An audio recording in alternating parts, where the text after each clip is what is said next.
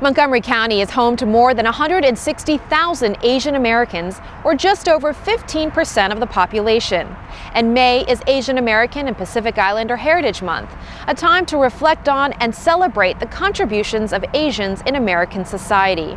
We had a chance to sit down with some prominent Asian leaders who reflected on their experiences living and working in Montgomery County.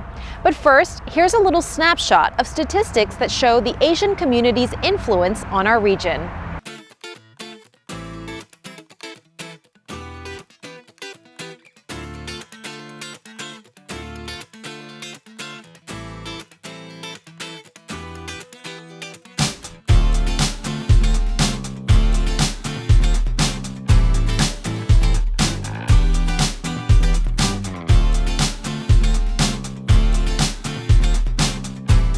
I was born in Korea.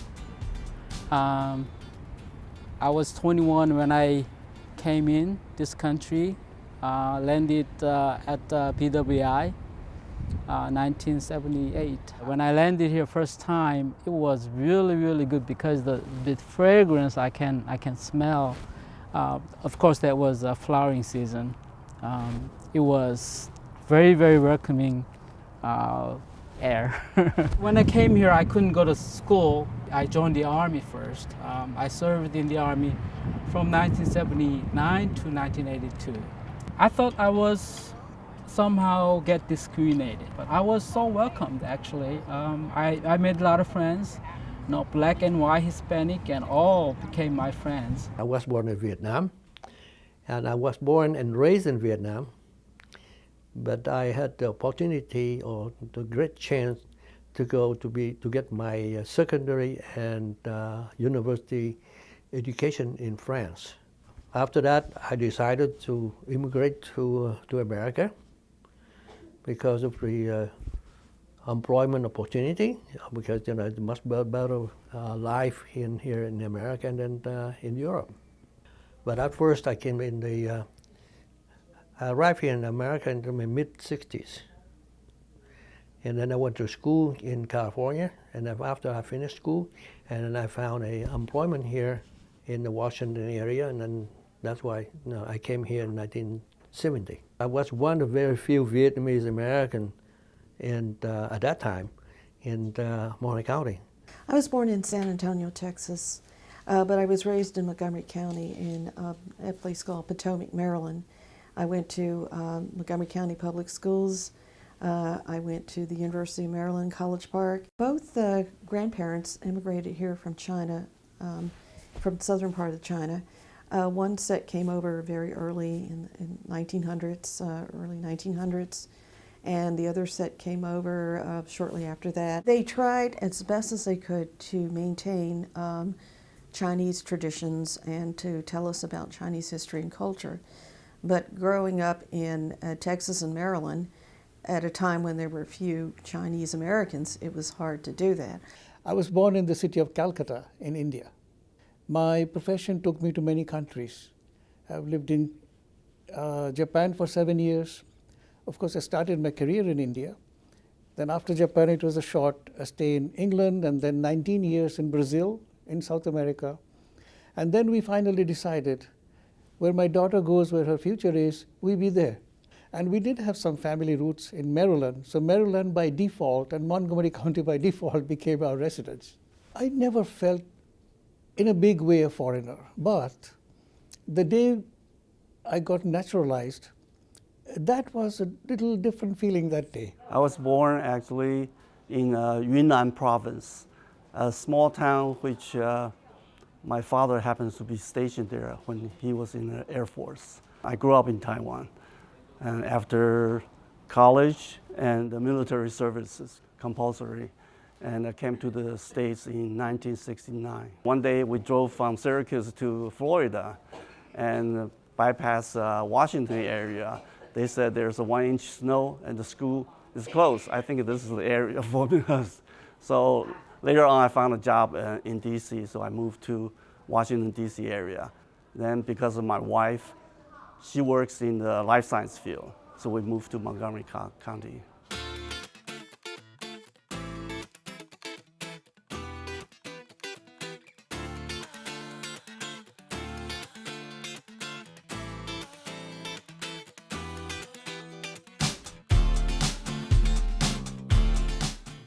think there is a myth out there. Not everyone in our Asian American and Pacific Islander community are rich or affluent. There is a misconception from the mainstream saying that, oh, the Asians, they don't need to be helped because they're doing well, which is not correct. We have always helped a group of people who are not doing very well.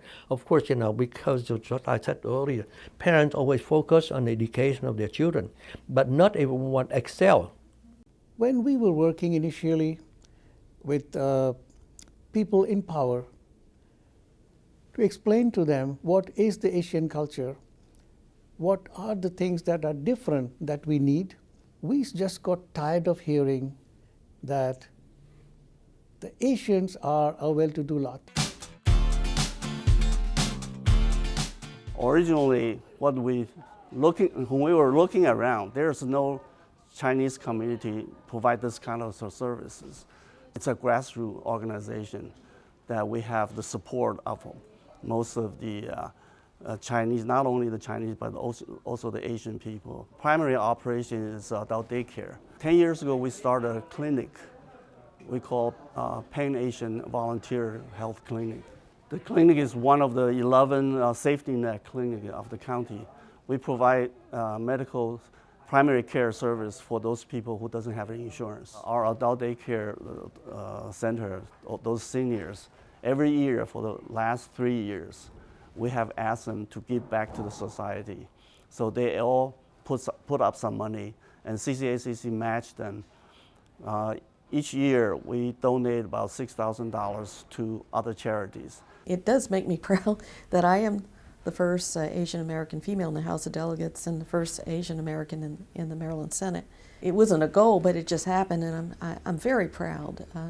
But I'm not there because of myself. It's because of the people behind me that helped bring me here. It's not just those in my district, but also those in my community. The bill that I passed and the former Senator Brian Frosch, who's now Attorney General, is to make Asian Lunar New Year Day of Commemoration every year in our state. One of all the services we have is to provide the information about how to become Americans and to brief them, and we send them to refer them to different agencies where they provide classes in citizenship class.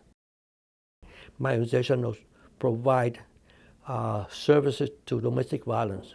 I wouldn't say this is prevalent, but it happens very often that Asian males, especially Vietnamese, feel that they are the boss, and the woman has no right to speak up.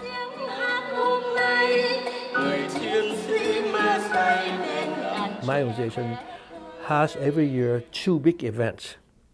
One that they call the Lunar New Year Tet Festival.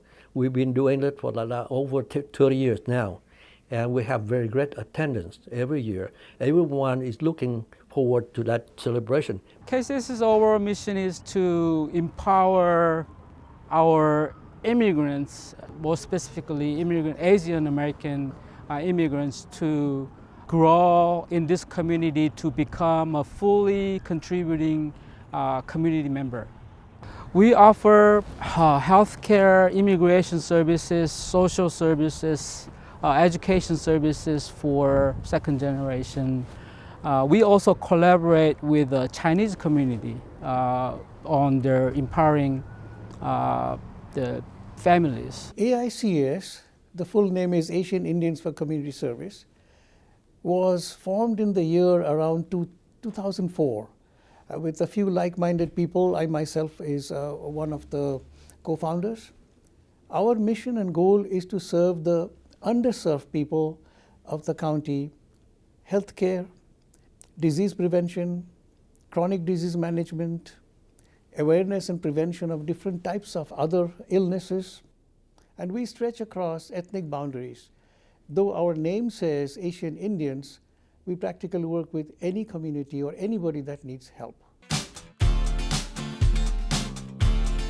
With the growth of the Asian American population in our county, I think they've come to value all their contributions, and they've realized that we're not all the same either, that each Asian American community has different issues, but there are things that unite us too, in commonality.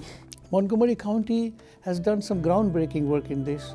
They are one of the very few counties in the entire country to have the concept of have equity and eliminate disparities. Montgomery County has been a friend of us, actually helping us and to help other people.